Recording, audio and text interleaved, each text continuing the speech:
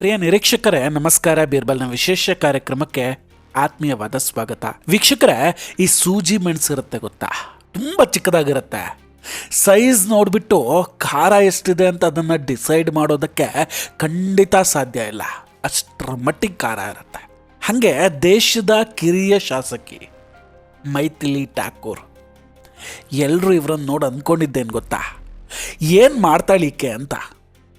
ಆದರೆ ಇವತ್ತು ಆಕೆಯ ಗರ್ಜನೆ ಕೇಳಿ ಸ್ವತಃ ವಿರೋಧ ಪಕ್ಷಗಳೇ ಚಪ್ಪಾಳೆ ಬಾರಿಸ್ತಾ ಇದ್ದಾರೆ. ಯಾಕೆ ವಿರೋಧ ಪಕ್ಷಗಳು ಆಕೆಯನ್ನು ಮೆಚ್ಚಿಕೊಂಡಿದೆ? ಇದೆಲ್ಲದರ ಬಗ್ಗೆ ಡೀಟೇಲ್ ಆಗಿ ಮಾತಾಡ್ತಾ ಹೋಗ್ತೀನಿ. ಅದಕ್ಕೂ ಮುನ್ನ ನೀವಿನ್ನೂ ನಮ್ಮ ಬೀರ್ಬಲ್ ಚಾನಲನ್ನು ಸಬ್ಸ್ಕ್ರೈಬ್ ಮಾಡಿಲ್ಲ ಅಂದರೆ ಈ ಕೂಡಲೇ ಸಬ್ಸ್ಕ್ರೈಬ್ ಮಾಡಿ ಹಾಗೂ ಬೆಲ್ ಐಕಾನನ್ನು ಕ್ಲಿಕ್ ಮಾಡಿ.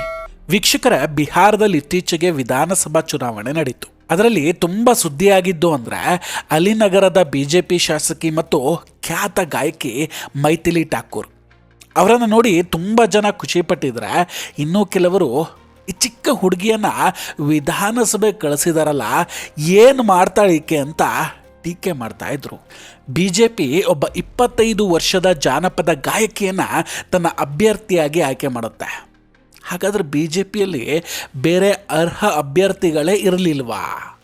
ಹೀಗೆ ಜನ ಪ್ರಶ್ನೆ ಮಾಡೋದಕ್ಕೆ ಶುರು ಮಾಡ್ಕೊಂಡಿದ್ರು.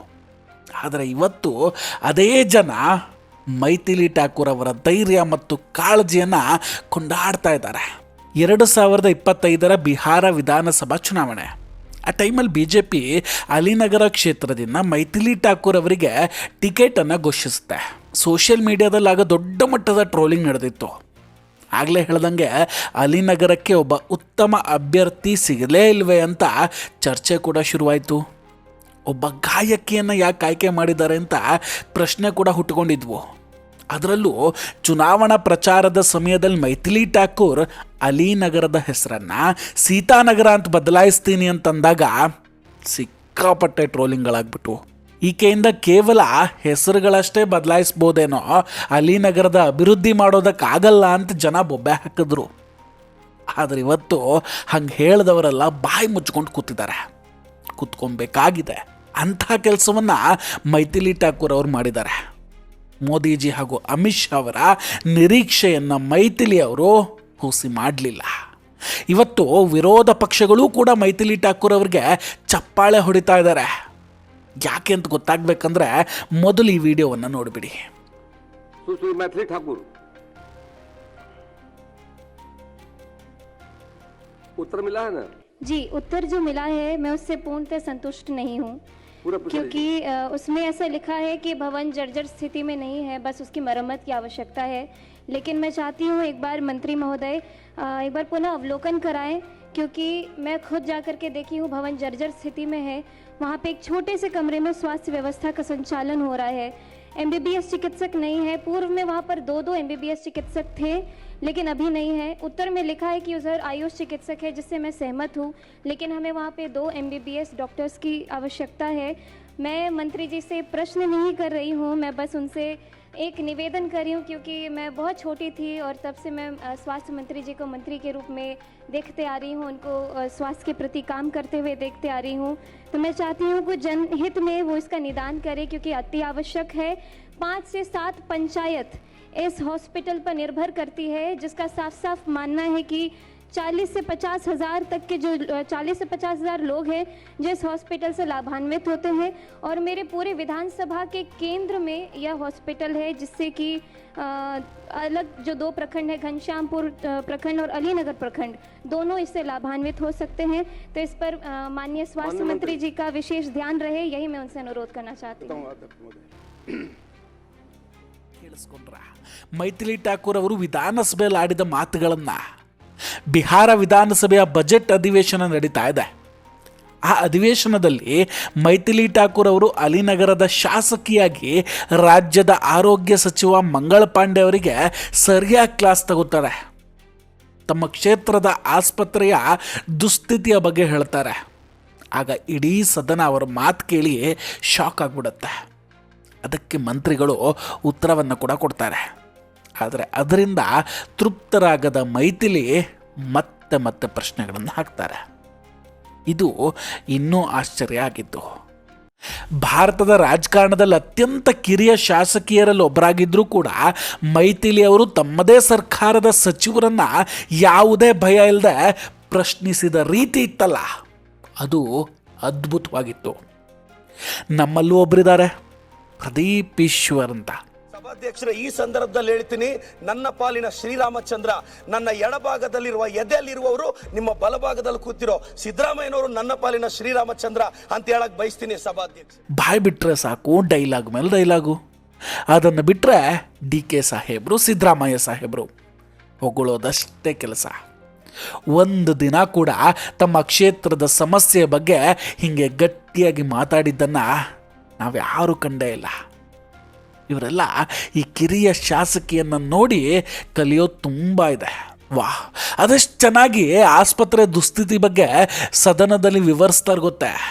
ಸಚಿವ ಮಂಗಳ್ ಪಾಂಡೆ ಅವರನ್ನು ಉದ್ದೇಶಿಸಿ ಮಾತಾಡಿದಂತಹ ಮೈಥಿಲಿ ಠಾಕೂರ್ ಅವರು ಸರ್ಕಾರ ಪ್ರತಿ ವರ್ಷ ಆರೋಗ್ಯ ಬಜೆಟನ್ನು ಹೆಚ್ಚು ಮಾಡ್ತಾನೇ ಇದೆ, ಆದರೆ ವಾಸ್ತವದಲ್ಲಿ ಕೆಳಮಟ್ಟದಲ್ಲಿ ಪರಿಸ್ಥಿತಿ ಇನ್ನೂ ಹದಗೆಟ್ಟಿದೆ ಅಂತ ಹೇಳ್ತಾರೆ. ತಮ್ಮದೇ ಕ್ಷೇತ್ರದ ಒಂದು ಆಸ್ಪತ್ರೆಯನ್ನು ಉದಾಹರಣೆಯಾಗಿ ಕೊಡ್ತಾರೆ. ರೆಕಾರ್ಡ್ಗಳಲ್ಲಿ ಆ ಆಸ್ಪತ್ರೆಯ ಸ್ಥಿತಿ ಬಹಳ ಚೆನ್ನಾಗಿದೆ, ಉತ್ತಮವಾಗಿದೆ ಅಂತ ಬರೆದಿರ್ತಾರೆ, ಆದರೆ ವಾಸ್ತವವಾಗದು ಸಂಪೂರ್ಣವಾಗಿ ಹಾಳಾಗಿ ಹೋಗಿರುತ್ತೆ ಅಂತಾರೆ. ಆಸ್ಪತ್ರೆಯ ಕಟ್ಟಡದ ಗೋಡೆಗಳಲ್ಲಿ ಆಳವಾದ ಬಿರುಕುಗಳು ಮೂಡಿದೆ. ಚಾವಣಿಯ ಪ್ಲಾಸ್ಟರ್ ಯಾವಾಗಲೂ ಉದುರ್ತಾ ಇರುತ್ತೆ. ಮಳೆಗಾಲದಲ್ಲಿ ಚಾವಣಿಯಿಂದ ನೀರು ಸೋರುತ್ತೆ. ಇಂತಹ ಅಪಾಯಕಾರಿ ಕಟ್ಟಡದಲ್ಲಿ ಗರ್ಭಿಣಿಯರು, ಮಕ್ಕಳು, ವೃದ್ಧರು ತಮ್ಮ ಜೀವವನ್ನು ಪಣಕ್ಕಿಟ್ಟು ಚಿಕಿತ್ಸೆ ಪಡೆಯೋದಕ್ಕೆ ಬರ್ತಾ ಇದ್ದಾರೆ. ಹೀಗಂತ ಮೈಥಿಲಿ ಠಾಕೂರ್ ಎಲ್ಲರ ಮುಂದೆ ತಮ್ಮ ಕ್ಷೇತ್ರದ ಸಮಸ್ಯೆಯನ್ನು ಹೇಳ್ಕೊಳ್ತಾರೆ. ವೈದ್ಯರು ಮತ್ತು ಔಷಧಿಗಳ ಕೊರತೆ ಒಂದು ಸಮಸ್ಯೆ ಆದರೆ, ಕಟ್ಟಡಗಳು ಹಾಳಾಗಿರೋದು, ದುಸ್ಥಿತಿಯಲ್ಲಿರೋದು ಬದಿಂದ ಚಿಕಿತ್ಸೆ ಪಡೆಯೋ ಹಾಗಾಗಿದೆ ಅಂತ ಮೈಥಿಲಿ ಅವರು ಒತ್ತು ಹೇಳ್ತಾರೆ. ಆಗ ಸಚಿವ ಮಂಗಳ್ ಪಾಂಡೆ ಅವರು ಹೇಳ್ತಾರೆ, ಇಲ್ಲ ಬಿಹಾರದಲ್ಲಿ ನಾವೆಲ್ಲ ಇಂತಹ ದುಸ್ಥಿತಿಯಲ್ಲಿರುವಂತಹ ಆಸ್ಪತ್ರೆಗಳನ್ನು ಗುರುತು ಮಾಡ್ಕೊಂಡಿದ್ದೀವಿ, ಹಂತ ಹಂತವಾಗಿ ಆ ದುರಸ್ತಿ ಕೆಲಸ ನಡೀತಾ ಇದೆ, ಹೊಸ ಕಟ್ಟಡಗಳನ್ನು ನಿರ್ಮಿಸ್ತಾ ಇದ್ದೀವಿ ಅಂತ ಹೇಳ್ತಾರೆ. ಆದರೆ ಇದಕ್ಕೆ ಮೈಥಿಲಿ ಅವರು ಸುಮ್ಮನಾಗಲಿಲ್ಲ, ಅಷ್ಟಕ್ಕೆ ತೃಪ್ತರಾಗಿ ಕೂರಲಿಲ್ಲ. ಸರ್, ಈ ಆಸ್ಪತ್ರೆ ಹೆಸರು ವರ್ಷಗಳಿಂದ ನಿಮ್ಮ ಪಟ್ಟಿಯಲ್ಲಿದೆ, ಆದರೆ ವಾಸ್ತವವಾಗಿ ಅಲ್ಲಿ ಯಾವುದೇ ಕೆಲಸ ನಡೀತಾ ಇಲ್ಲ ಅಂತ ತಿರುಗೇಟನ್ನು ಕೊಡ್ತಾರೆ. ಆಸ್ಪತ್ರೆ ಅಂತೂ ಸಂಪೂರ್ಣವಾಗಿ ಹಾಳಾಗೋಗಿದೆ, ಅದರ ಜೊತೆಗೆ ಅಲ್ಲಿ MBBS ವೈದ್ಯರ ಕೊರತೆಯೂ ಇದೆ ಅಂತ ಹೇಳ್ತಾರೆ.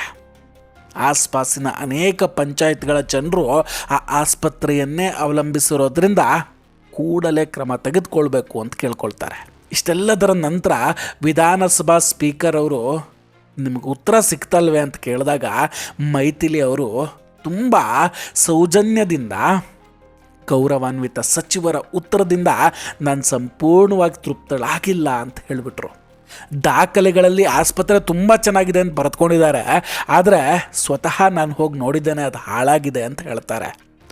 ಮೊದಲಲ್ಲಿ 2 MBBS ವೈದ್ಯರಿದ್ದರು, ಈಗ ಒಬ್ಬರೂ ಇಲ್ಲ, ಕೇವಲ ಆಯುಷ್ ವೈದ್ಯರು ಮಾತ್ರ ಇದ್ದಾರೆ ಅಂತ ಸಚಿವರಿಗೆ ಮಾಹಿತಿಯನ್ನು ಕೊಡ್ತಾರೆ. ನಾನು ಸಚಿವರನ್ನು ಪ್ರಶ್ನೆ ಮಾಡ್ತಿಲ್ಲ, ಬದಲಾಗಿ ವಿನಂತಿಸ್ತಾ ಇದ್ದೇನೆ. ನಾನು ಚಿಕ್ಕವಳಾಗಿದ್ದಾಗಲಿಂದೂ ಕೂಡ ಅವರನ್ನು ಆರೋಗ್ಯ ಸಚಿವರಾಗಿ ನೋಡ್ತಾನೆ ಬಂದಿದ್ದೇನೆ.